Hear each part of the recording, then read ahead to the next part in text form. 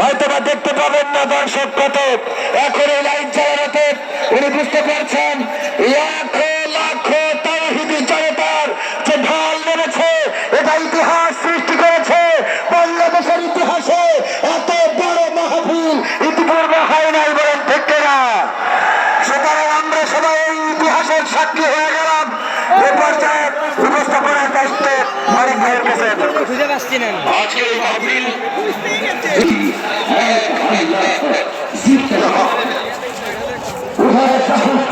সংকীর্ণতা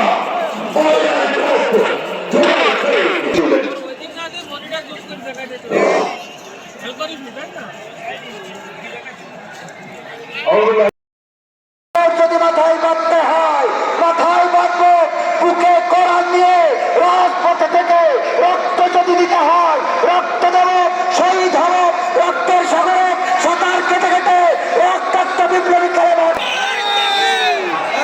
তারা থাকবে।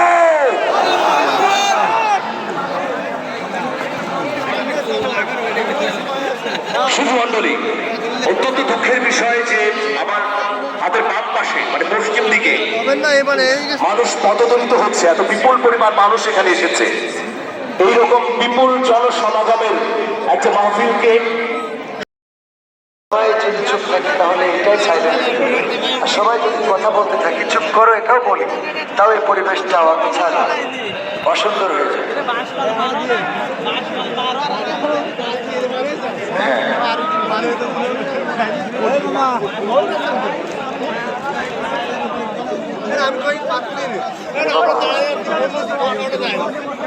এই পাশে লোক ঢুকবে না, বা পাশে আর কোনো লোক ঢুকানো